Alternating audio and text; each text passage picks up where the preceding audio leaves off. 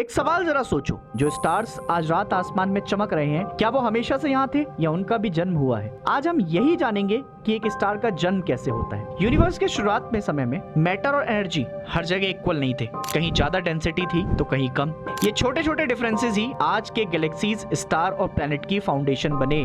Big bang के बाद universe expand हो रहा था, लेकिन मैटर और एनर्जी यूनिफॉर्मली स्प्रेड नहीं हुई थी। जहाँ डेंसिटी थोड़ी ज्यादा थी वहाँ ग्रेविटी भी ज्यादा थी, और ग्रेविटी ने आसपास के गैस और डस्ट को अपनी तरफ खींचना शुरू कर दिया। यही प्रोसेस आगे चलकर गैलेक्सीज और स्टार्स की बिगनिंग बनी। ग्रेविटी के इफेक्ट से बहुत सारा हाइड्रोजन गैस एक जगह कलेक्ट होने लगा। धीरे धीरे ये मैसिव स्ट्रक्चर गैलेक्सीज में डेवलप्ड हुए। गैलेक्सीज में बिलियंस और कभी कभी ट्रिलियंस ऑफ स्टार्स होते हैं। गैलेक्सी इतनी बड़ी होती है कि उनके डिस्टेंस साइज को मेजर करने के लिए हमें लाइट ईयर की इस्तेमाल करनी पड़ती है। अब सवाल यह आ सकता है कि लाइट ईयर क्या होता है? लाइट ईयर टाइम का मेजरमेंट नहीं है, ये डिस्टेंस का यूनिट है। लाइट एक सेकंड में लगभग 3 लाख किलोमीटर ट्रेवल करती है, और एक साल में लाइट जितना डिस्टेंस ट्रेवल करती है उससे एक लाइट ईयर कहते हैं। यह डिस्टेंस लगभग 9.46 ट्रिलियन किलोमीटर होती है। गैलेक्सी के अंदर हाइड्रोजन गैस और कॉस्मिक डस्ट का एक बहुत बड़ा क्लाउड बनता है। इसी जायंट क्लाउड को नेबुला कहा जाता है। नेबुला ही स्टार्स की नर्सरी होती है, यहीं से नए स्टार्स का जन्म शुरू होता है। नेबुला के अंदर ग्रेविटी कॉन्टिन्यूअसली गैस को एक जगह जमा करती रहती है। इस प्रोसेस से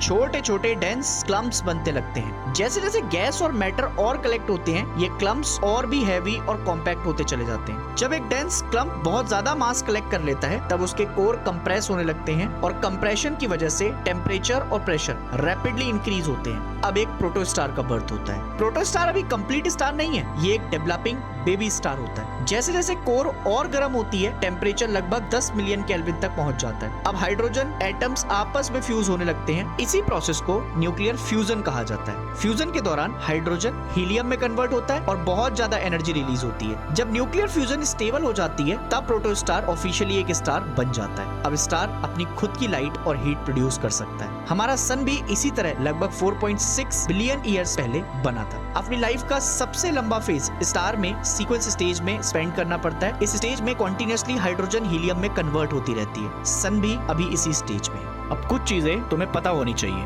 हमारे यूनिवर्स में बिलियंस ऑफ गैलेक्सी हैं, जैसे हमारी मिल्की वे, और उन गैलेक्सीज के अंदर बहुत सारे स्टार्स होते हैं। ये स्टार्स एवरेज साइज के होते हैं, जैसे हमारा जो सन है वो एवरेज साइज का ही है। और स्टार्स के अंदर ही कार्बन, ऑक्सीजन, आयरन जैसे एलिमेंट्स बनते हैं, जिनसे लाइफ पॉसिबल हो पाती है। इसीलिए साइंटिस्ट शायद कहते हैं कि हम सब स्टार डस्ट से बने हुए हैं। अब तुम मुझे बताना कि क्या तुम्हें ये स्टार्स के बनने की कहानी पहले पता थी, और अगर नहीं तो कमेंट सेक्शन में बताना कि कैसी लगी तुम्हें स्टार्स के बनने की कहानी।